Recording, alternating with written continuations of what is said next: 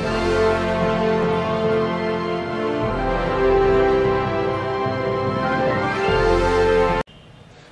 है आपका ANewsMP.com में।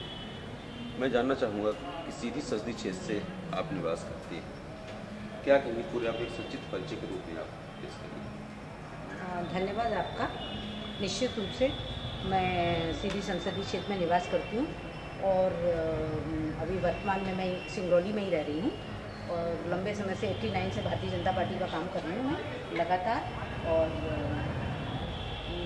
तमाम पदों पे रही मैं, चाहे वो FCI की डायरेक्टर की बात करूँ या फिर अपने शिक्षा के क्षेत्र में भी मैं अपने अवधेश प्रताप विश्वविद्यालय की बोर्ड की मेंबर रही। अभी जवाहरलाल नेहरू कृषि विश्वविद्यालय में मैं 3rd टाइम बोर्ड की मेंबर हूँ। पार्टी के तमाम पदों पे मैं लगातार पार्टी मुझे मौका देती रही और मैं निश्चित रूप से जैसे पार्टी ने मौका दिया उस हिसाब से मैं काम करती चली आ रही हूँ। आशा अरुण यादव को देखा जाए इतने लंबे समय से भाजपा के लिए काम कर रही हैं, लेकिन अगर कोई दायित्व की बात की जाए, कोई वैधानिक दायित्वों की बात की जाए, तो आज तक आपको मौका पार्टी ने नहीं दिया, क्यों? नहीं, ऐसा नहीं। भारतीय जनता पार्टी ने मुझे मौका नहीं दिया। भारतीय जनता पार्टी ने मुझे बाल आयोग का सदस्य बनाया था और मैं निश्चित राज्य मंत्री का दर्जा था मेरे पास। पार्टी समय समय पे मेरे लिए सोच रही है लगातार। ऐसा नहीं है कि पार्टी मेरे लिए नहीं सोच रही है। इस बार आपका काफ़ी नाम सामने उभर के सामने आ रहा है कि आपको सीधी संसदीय क्षेत्र से सांसद के रूप में भाजपा सामने उतार सके, प्रत्याशी के तौर पे आपको उतारेगी, क्या कहेंगे? ये मैं एक भारतीय जनता पार्टी की कार्यकर्ता हूँ। मैं लगातार लंबे समय से काम कर रही हूँ। मैं ज़मीनी स्तर पर काम कर रही हूँ, चाहे वो सिंगरौली हो, चाहे सिंगरौली ज़िला हो, चाहे सीधी ज़िला हो, चाहे व्यापारी ज़िला हो, मैं सारी जगह लगातार काम कर रही हूँ। और ये तय करना पार्टी का काम है कि पार्टी मुझे प्रत्याशी के रूप में बनाती है। अगर पार्टी मुझे इस मौका देगी तो निश्चित रूप से पार्टी की उन चीज़ों पर मैं खड़ी उतरने का प्रयास। क्या अपने आप को आप प्रत्याशी के रूप में देखती हैं? आपको टिकट मिलना चाहिए? कोई भी पार्टी, भारतीय जनता पार्टी का लंबे समय से पार्टी का काम करता है और इतनी ज़मीनी पे उस स्तर पे काम करता है, निश्चित रूप से एक विचार तो होता ही है और लेकिन तय पार्टी करती है हमारे यहाँ। तो अभी तक तो जो परंपरा रही है, तो सीधी संसदीय क्षेत्र ठीक है, मानते हैं सिंगरौली भी उसका एक पार्ट है, व्यवहारी भी उसका एक पार्ट है, 8 विधानसभाओं को मिला के सीधी संसदीय क्षेत्र का गठन है। लेकिन अभी तक जो है तो सीधी से ही कैंडिडेट हुआ करते थे। बीजेपी ने सीधी से अधिकांश लोगों को कैंडिडेट उतारा है। क्या नहीं लगता कि सिंगरौली की उपेक्षा हो रही है? नहीं, ऐसा कुछ नहीं है कि उपेक्षा हो रही है, ऐसा कुछ नहीं है। लेकिन ये भारतीय जनता पार्टी, मैंने फिर भी कहा कि भारतीय जनता पार्टी तय करेगी कि कहाँ के किस कैंडिडेट को देना है। ऐसा कोई बहुत विशेष बात नहीं है कि उपेक्षा हो रही है। निश्चित रूप से एक बार उस क्षेत्र के लोगों की इच्छा तो होती है कि हमारे यहाँ का हो। तो क्या अगर ऐसा होता है तो क्या अपने आप को आप कैंडिडेट मानती हैं? आप टिकट मांगेंगी? टिकट मुझे लगता है कि मांगने से नहीं मिलेगा, जो कि मैं काम जमीन पर कर रही हूँ। अगर मेरा काम इस लायक होगा तो निश्चित रूप से भारतीय जनता पार्टी मुझे लोकसभा का टिकट देगी। अगर हम वर्तमान सांसद की बात करें नीति पाठक जी की, तो पूरे सीधी संसदीय क्षेत्र को अगर मिला के देखा जाए तो 8 विधानसभाओं में काफ़ी आज लोग नाखुश हैं। पार्टी के कार्यकर्ता, पार्टी के पदाधिकारी, आप जैसे लोग कहीं न कहीं असंतुष्ट हैं, क्या कहेंगे? देखिए, मेरे असंतुष्ट होने की उनसे कोई विशेष बात नहीं है।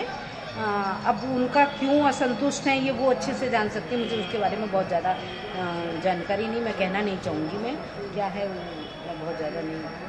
क्योंकि आप एक जिम्मेदार लोग हैं, पार्टी के पदाधिकारी हैं, कहीं न कहीं तो एक जानकारी तो होना चाहिए। आपके ही पार्टी के सांसद हैं और आपके ही लोग पार्टी के सांसद से नाराज़ हैं, क्या कारण है? बहुत से कारण हो सकते हैं, बहुत से कारण हो सकते हैं। जैसे अब ये तो उनके सामने कारण आते होंगे ना, इसको मैं क्या बताऊँ, ये उनके सामने कारण आते होंगे। सिंगरौली जिले में 3 विधानसभा क्षेत्र हैं जी। तीनों विधानसभा क्षेत्र में भाजपा के ही विधायक हैं जी। क्या लगता है कि अगर आपको पार्टी टिकट देती है तो क्या तीनों विधायक आपके साथ होंगे? जी बिल्कुल, निश्चित रूप से अगर भारतीय जनता पार्टी मुझे टिकट देगी तो तीनों विधायक मेरे साथ होंगे, एकदम पूरी तरीके से साथ होंगे। कहते हैं कि अगर सिंगरौली की बात आती है, सिंगरौली जिले की बात आती है कि अगर सिंगरौली को ही अगर महत्व देना है तो कहते हैं कि सांसद नीति पाठक अपने भाई को उतार सकते हैं, केस करने जा रही है। मुझे उसके बारे में जानकारी नहीं है, मुझे उसके बारे में जानकारी नहीं। मैं कुछ नहीं कह सकती। वो क्या सोचती हैं ये उनका विषय है, मैं क्या सोचती हूँ वो मेरा विषय है। मुझे बिल्कुल जानकारी नहीं है कि वो ऐसा कर रही है कि नहीं। सिंगरौली जिले के सभी जो विधायक हैं आपके बीजेपी के, तो सांसद से क्यों असंतुष्ट है, क्यों रुष्ट है, क्या कारण है?